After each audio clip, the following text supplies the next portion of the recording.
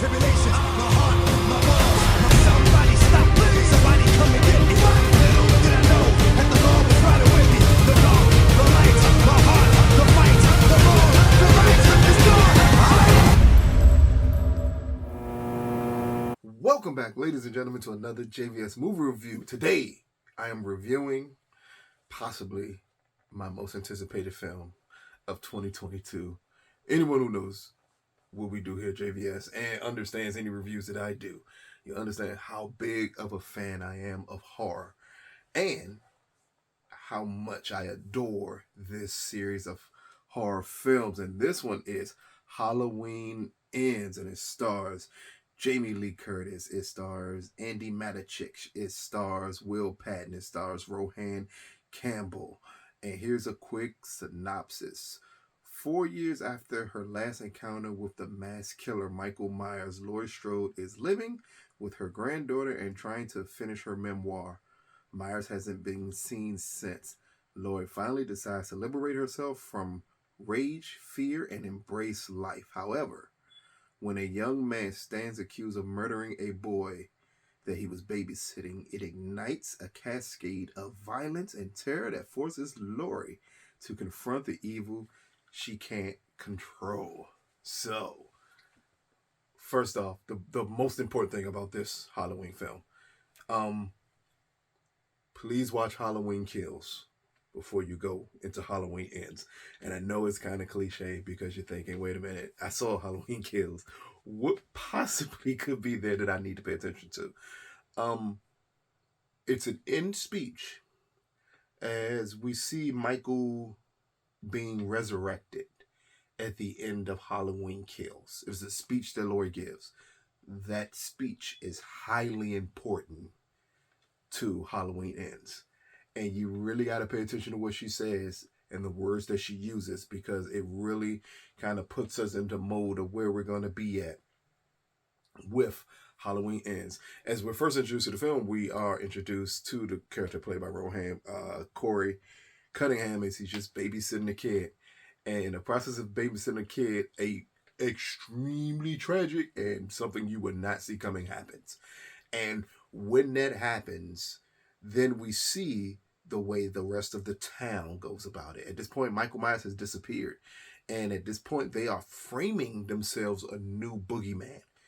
And here is where we deal with the societal issues that we kind of confronted a little bit in Halloween Kills, on a way that the mom mentality takes over, the town takes over, how Michael has affected them in a negative way, how that evil force can't just be contained within Michael Myers, as we saw in Halloween Kills. And here we see it at the beginning of Halloween Ends with no Michael Myers in sight. We see this. And it's a very interesting take to take for this series. If anyone knows the Halloween series, and I love the Halloween series, Curse of Michael Myers, which at one point in time I thought could be, it's not a good movie, but it's still one of my favorite Halloween films. But what it attempted to do was explain to you what Michael Myers is. Here, we get a better version of the Curse of Michael Myers.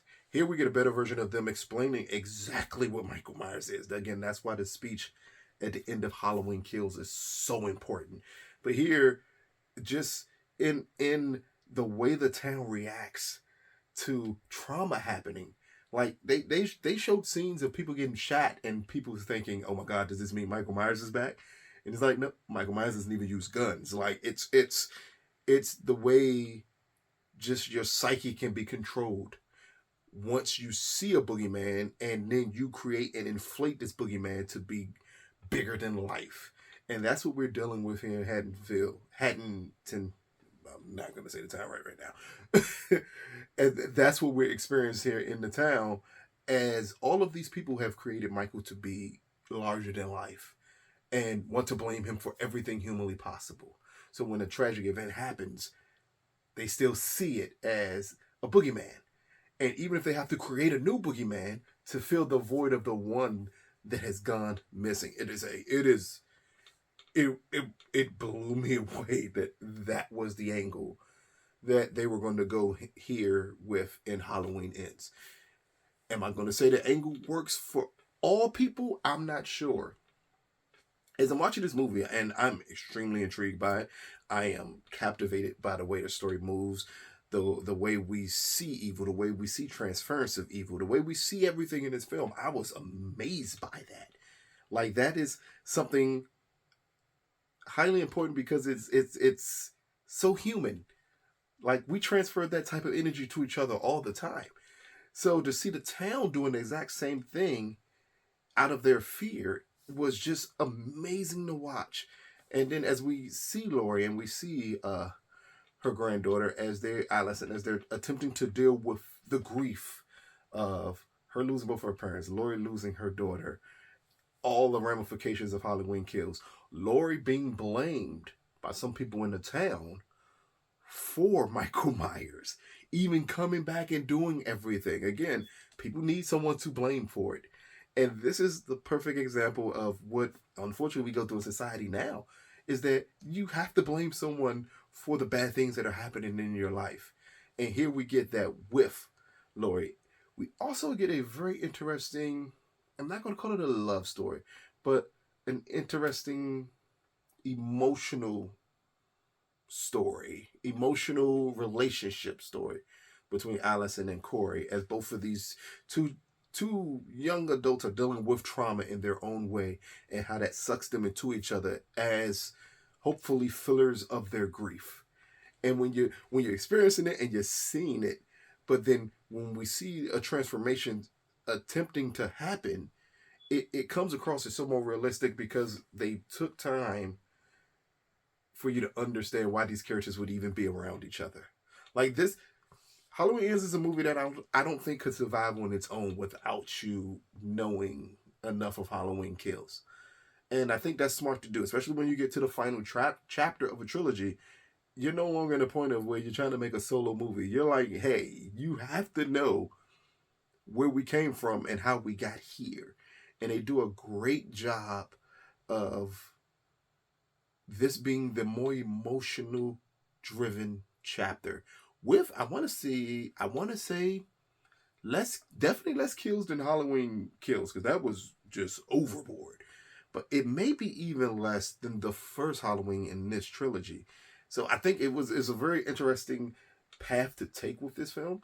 I don't necessarily know how everyone's going to feel about it. I think if you understand what Michael Myers is, then I think you'll love this movie in the way they play up everything with him. If you are still stuck on thinking Michael Myers is a regular person, even though Halloween Kills at the end basically tells you he is not a human being. If you're still stuck on not getting over him being a human being, I think this is going to confuse you a lot. But so I'm very interested to see how that angle plays with people. But the first 30 minutes of this movie, really good, amazing setup, even some good jump scares thrown in there, and a surprising twist that you don't see coming. All of this is without you ever seeing Michael Myers. It is great the way they decided that, you know what, Michael is the boogeyman. Why does the boogeyman need to be in the entire movie? Like, we need to show the impact of what he's done more than show him in this film. And that's what you're getting about the first 30 minutes of this film. And it really just sets up a town dealing with grief.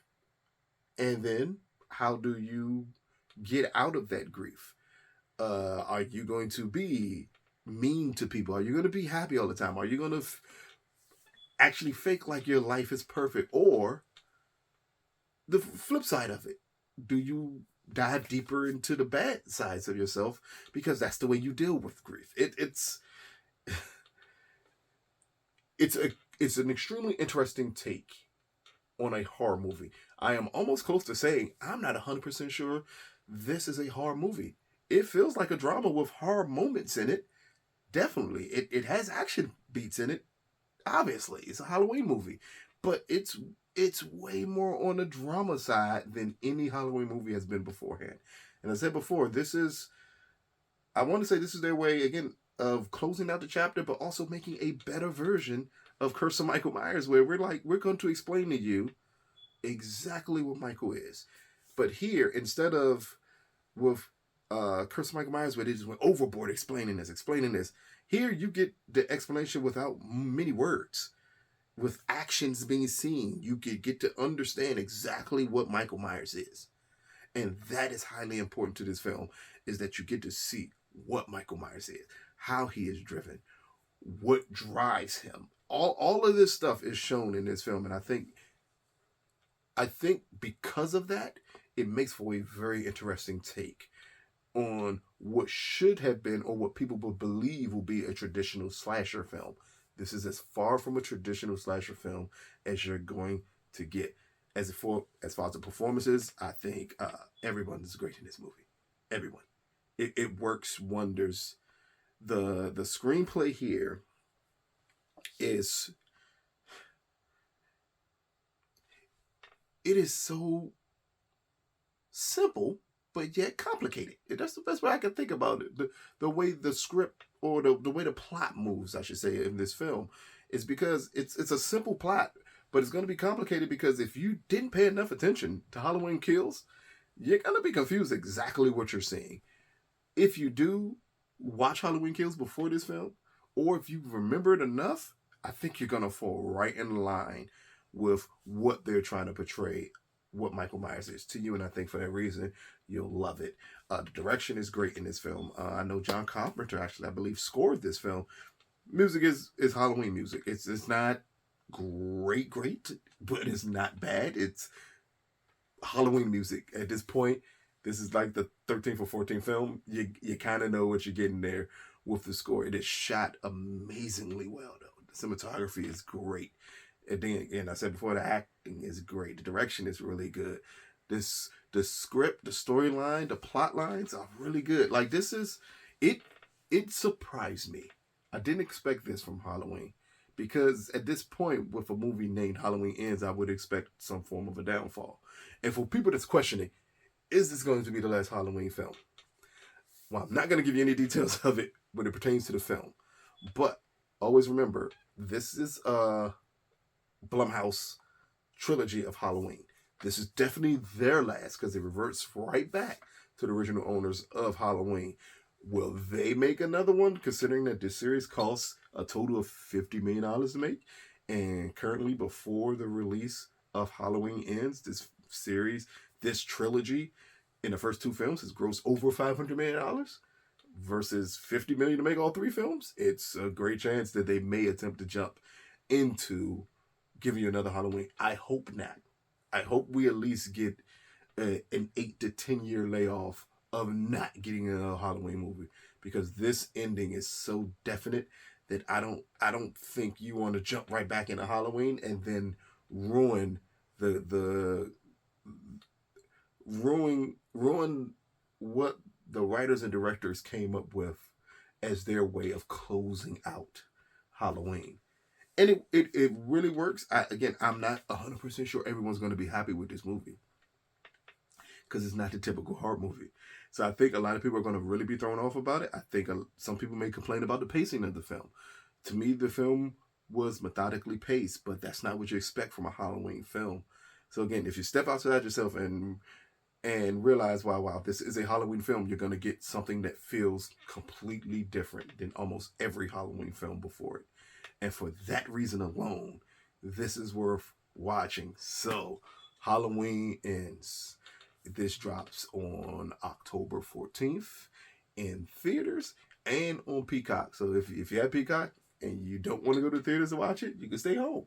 I just went to a screening of it, watched it. If I'm definitely going to watch it again this weekend, I'll probably go to the theaters again to watch it, and then I'm going to end up trying to watch all three of them back to make sure I'm not missing any little nuggets in between these films, because again, this film, Halloween Ends, could not exist without the first two. So this is not in any way, shape, form, or fashion a standalone film. You have to understand the build-up. You have to understand certain things that were said, certain setups that were done in the first two movies, and they're paid off in this movie. So again, you got to understand those movies to get to this movie. But Halloween Ends, out of a possible 10, I am going to give Halloween Ends 8 out of 10. I know I said a lot of great things. You wonder why 8 out of 10? Because I can acknowledge that this is not going to be everyone's cup of tea. I can acknowledge that there's certain things I would have liked done a little better. It is about an hour and 50 minutes long. Maybe we could have cut about 20 minutes off of it, and it could have been a almost perfect movie. But again, without that 20 minutes, we're not getting the setup that's needed to make you care about these characters a little bit more. So it's kind of a flip side thing here, because the pacing does drag a tad bit, not enough to lose interest, but enough for the normal horror movie going audience member to be like, I mean, it's getting a little rough to watch for me right now. But other than that, I don't see any flaws with this film. I understand, again, people are not gonna like it. But people didn't like Halloween Kills, and I rather enjoyed Halloween Kills, because that was the typical 90s version of Halloween that we've always gotten. The first one in this trilogy was just a rehash of the original Halloween, and it gave exactly what you wanted, what you want out of Michael Myers. Here, it's just so much preposition, so much setup in this film. And while you're watching it, you're like, this is not the typical Halloween film. But they do an amazing job of pulling off some shots that bring back fond memories of the original Halloween. Some of the setup brings fond memories of the original Halloween without being over nostalgic. Because while this is happening, we still understand we are in a different time frame. We understand it doesn't feel like you're trying to milk nostalgia out of it. It's that you're giving a setup. You're doing it for a reason. Once people find out that reason, that's what I'm more interested to see. Is that going to be something that's going to throw people off, or is that going to be something that's going to make people overly embrace this film? I'm thinking if you're a Halloween fan, you're going to embrace it. If you're not a Halloween fan, at this point, why are you even watching this movie? But again, check it out when it goes to theaters, when it comes on Peacock. Also, I believe we are going to possibly attempt to, not this week, that would be crazy, but in a couple of weeks from now, we're going to probably try to do something with Halloween Ends like we did for Halloween Kills, for everybody to tune in and watch. This has been another JVS movie review. Peace, people.